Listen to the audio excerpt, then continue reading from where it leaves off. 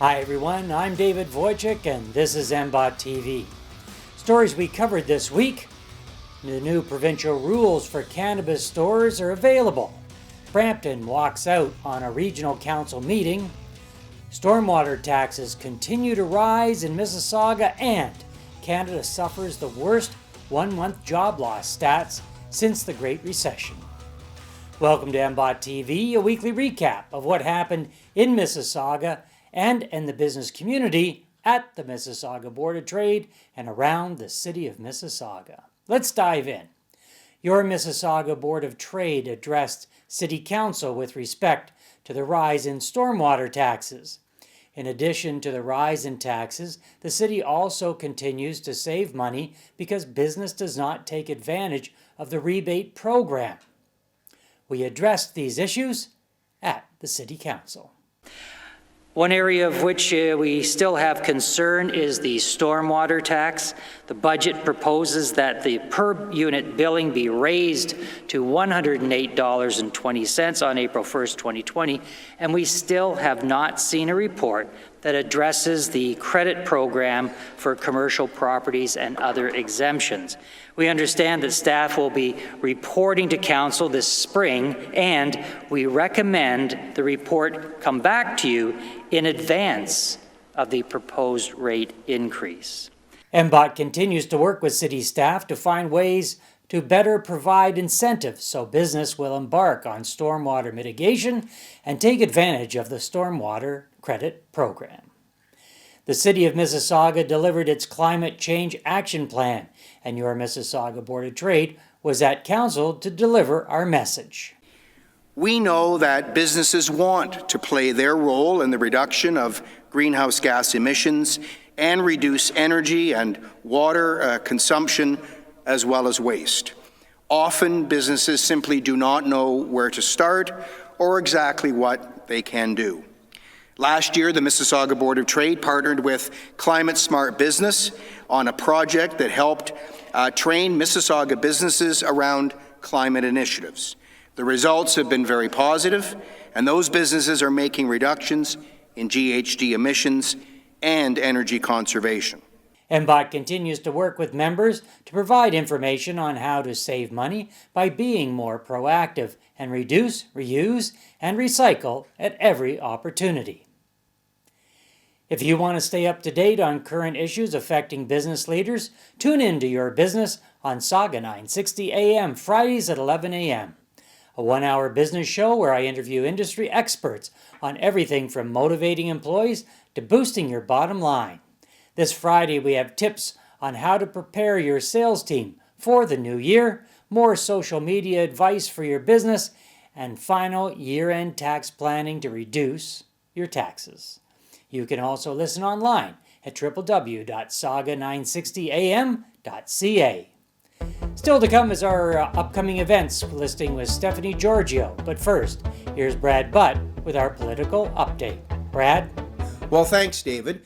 The Ontario Legislature has adjourned for its winter break, but not before passing two pieces of important legislation for business.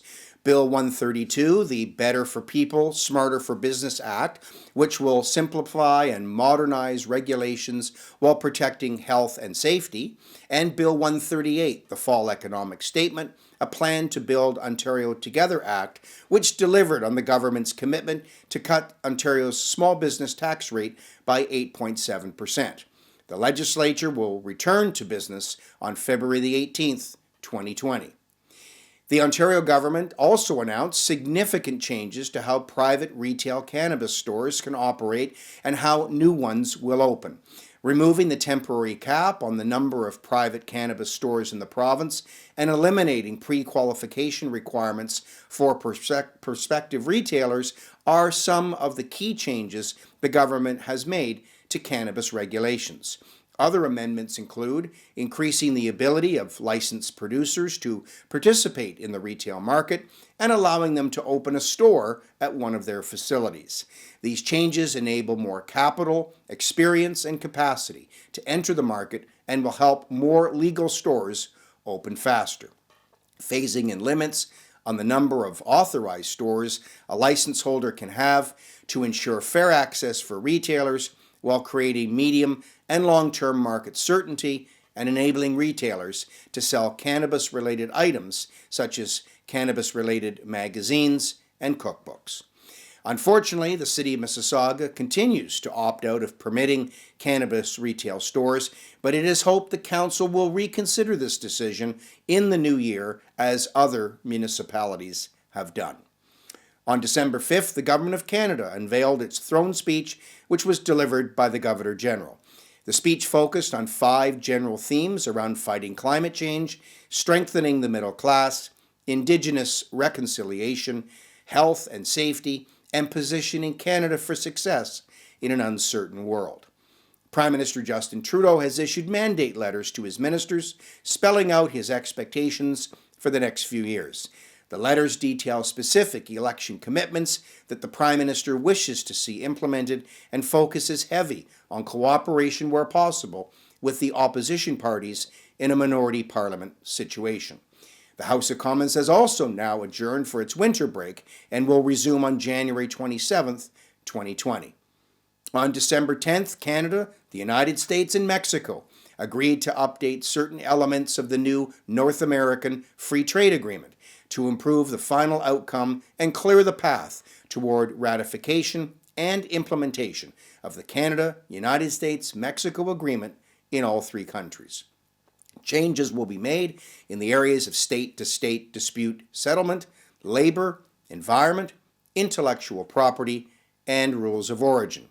The implementation of the new NAFTA will reinforce the strong economic ties between the 3 countries and enhance North American competitiveness globally.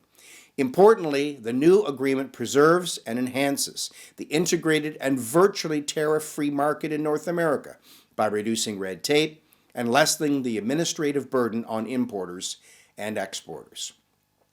While dysfunction continues at the Region of Peel government, as during budget discussions, Brampton councillors walked out of the room on December 12th, leaving the meeting without quorum. Under the rules, a representative of all 3 municipalities that make up Peel must be present in a meeting.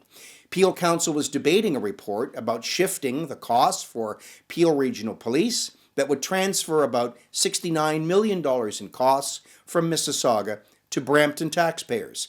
Mississauga has long argued that it pays an unfair share of the costs at the region, which Brampton clearly disputes. Meanwhile, Mississauga City Council has deferred a final decision on its budget until the Region of Peel budget is set, in order to have a blended property tax increase that is at or below the rate of inflation.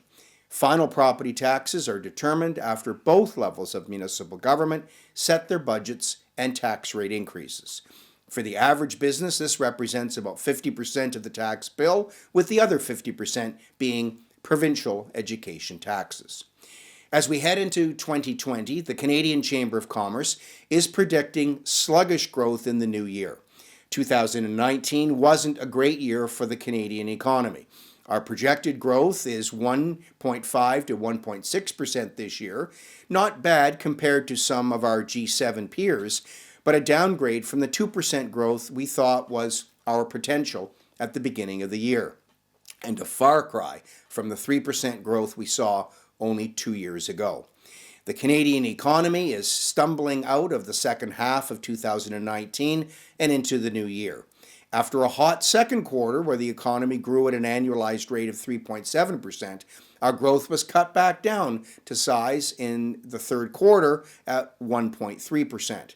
November saw a broad-based loss of over 70,000 jobs, the largest monthly decline since the financial crisis.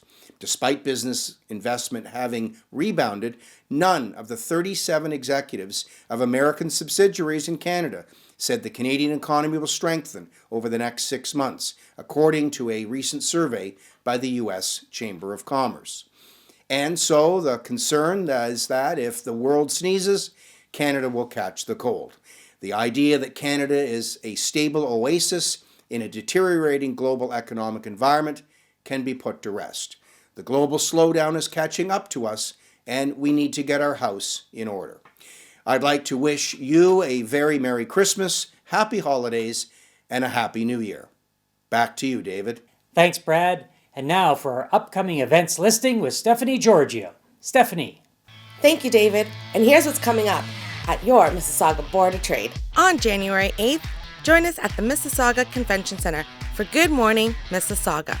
Meet up to 100 potential business clients, partners, and suppliers before the start of your workday. Remember to book a speaker spot. Where else can you make over 100 cold calls in just 2 minutes? On January 15th, join us at the Mississauga Golf and Country Club as we host Lisa Lisson, the president of FedEx, with our From the Corner Office series. On January 22nd, MBOT hosts a luncheon at the Glen Erin Inn as Minister Monty McNaughton provides an overview of what the government is doing on skills development and training for Ontario's modern economy. On January 23rd, Win Fitness and MBOT take on the New Year's Wellness Challenge to get fit and be healthy. Join us for a special morning networking event at Win Fitness inside the Hilton Meadowville. Free wellness goodie bag and a complimentary 4-week gym pass for all attendees. And on March 3rd, it's our annual Mayor's State of the City Luncheon.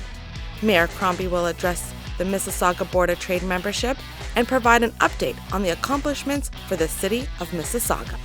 Back to you, David. Thanks, Stephanie.